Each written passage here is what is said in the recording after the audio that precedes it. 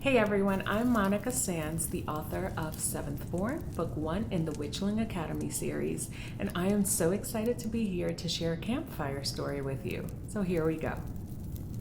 Once there was a girl named Sasha, and she went to a club with some friends, and there she met the sweetest guy named James. And they hit it off immediately. They exchanged numbers and made plans to meet later in the week for drinks.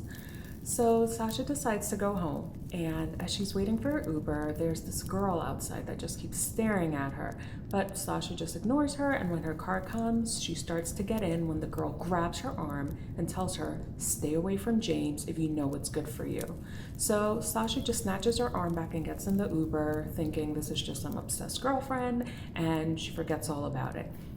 A few days later, she meets with James for drinks, and everything's going great, and James has to step away to take a call. As Sasha's waiting, the girl comes and just slaps Sasha's drink out of her hand and says, "I told you to stay away from him."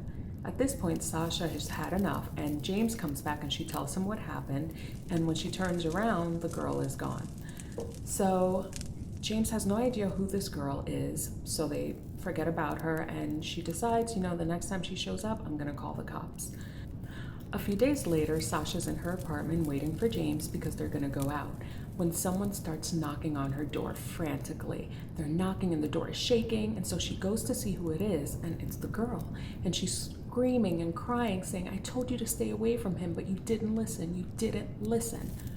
At this point, Sasha's done. She rushes into her living room to call the cops, but just as she's dialing 911, there's a breaking news story on the TV. A body's been found in the river nearby, and the death has been ruled a homicide. So they show a picture, and it's of the girl that's knocking on Sasha's door. She's been missing for weeks, and the last person she was seen with was her boyfriend, James. At this point, the knocking stops.